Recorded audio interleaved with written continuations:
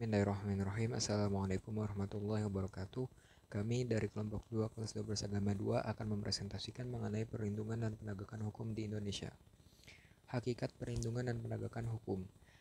Perlindungan dan penegakan hukum mempunyai konsep. Adapun konsepnya, yang pertama adanya perlindungan dari pemerintah kepada rakyat, yang kedua jaminan kepastian hukum, yang ketiga berkaitan dengan hak-hak warga negara, dan yang keempat adanya sanksi bagi yang melanggar. Pentingnya perlindungan dan penegakan hukum. Mengapa perlindungan dan penegakan hukum dikatakan sangat penting? Karena hal tersebut dapat mewujudkan tegaknya supremasi hukum, tegaknya keadilan, dan mewujudkan perdamaian dalam kehidupan masyarakat. Berikut ada beberapa lembaga yang berkaitan dengan perlindungan dan penegakan hukum. Yang pertama yaitu Kepolisian Republik Indonesia atau Polri. Menurut pasal 16 Undang-Undang RI Nomor 2 Tahun 2002 tentang Kepolisian Republik Indonesia telah menetapkan wewenang sebagai berikut. 1. Melakukan penangkapan, penahanan, penyelidikan, dan penyitaan. 2. Melakukan pemeriksaan dan penyitaan surat. 3. Mengadakan penghentian penyidikan. 4. Menyerahkan berkas perkara ke penuntut umum. Yang kedua, ada Kejaksaan Republik Indonesia. Dalam hal ini, Kejaksaan Republik Indonesia dibagi menjadi 3, yaitu pertama bidang pidana, yang tugasnya melakukan penuntutan, melaksanakan penetapan hukum dan putusan pengadilan, melakukan penyidikan, serta melengkapi berkas perkara. Kedua, bidang perdata dan tata usaha negara, dan yang ketiga, bidang ketertiban dan ketentuan umum. Yang selanjutnya ada hakim. Peran hakim sebagai pelaksana kekuasaan kehakiman. Menurut ketentuan Undang-Undang RI Nomor 48 Tahun 2009 tentang kehakiman, hakim diklarifikasikan menjadi 3 kelompok. Yang pertama, hakim pada MA yaitu disebut hakim agung. Yang kedua, hakim pada badan peradilan yang di bawah MA yaitu peradilan umum, peradilan agama, peradilan militer, dan sebagainya. Dan yang ketiga, hakim pada MK yang disebut hakim konstitusi. 4. Peran advokat dalam penegakan hukum. Advokat adalah orang yang berprofesi memberi jasa hukum baik di dalam maupun di luar pengadilan. Keberadaan advokat sebagai salah satu penegak hukum diatur dalam Undang-Undang Republik Indonesia Nomor 18 Tahun 2003. Seorang advokat mempunyai hak dan kewajiban yang menjadi hak antara lain: A. Advokat bebas mengeluarkan pendapat. B. Advokat bebas menjalankan tugas. C. Advokat tidak dapat dituntut. D. Advokat berhak memperoleh informasi. Adapun kewajiban advokat yaitu: A.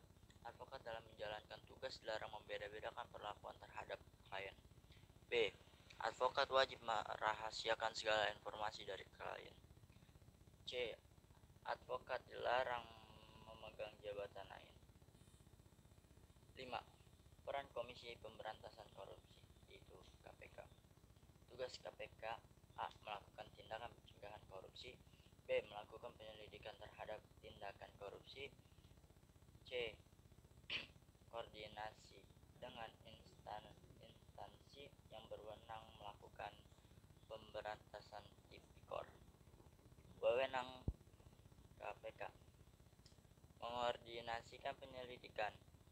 B. Menetapkan sistem pelapor dalam kegiatan. C. Meminta informasi tentang kegiatan. KPK berpedoman pada asas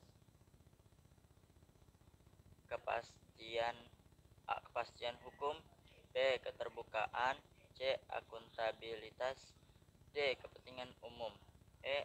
Proporsionalitas. C. Dinamika penegakan hukum. 1. Berbagi kasus pelanggaran hukum. Pelanggaran hukum disebut juga sebagai perbuatan melawan hukum, yaitu tindakan seorang yang tidak sesuai dengan aturan yang berlaku. Pelanggaran terhadap suatu ketentuan hukum pada hakikatnya merupakan pelanggaran terhadap 1. Aturan agama. 2. Dasar negara. 3. Konstitusi negara. 4. Norma-norma sosial lainnya. 2. Macam-macam sanksi. A. Tegas: adanya aturan yang telah dibuat secara material telah diatur. B. Nyata: adanya aturan yang secara material telah ditetapkan kadar hukumannya berdasarkan perbuatan yang dilanggarannya. 3. Partisipasi dalam perlindungan dan penegakan hukum. Kepatuhan hukum mengandung arti bahwa seorang memiliki kesadaran untuk A. Memahami dan menggunakan peraturan perundang-undangan yang berlaku, mempertahankan tertib hukum yang ada. C. Menegakkan kepastian hukum. Sekian dari kelompok kami, dari kelompok 2. Kurang lebihnya mohon maaf. Bila ada kata-kata yang salah, mohon dimaafkan. Sekian, assalamualaikum warahmatullahi wabarakatuh.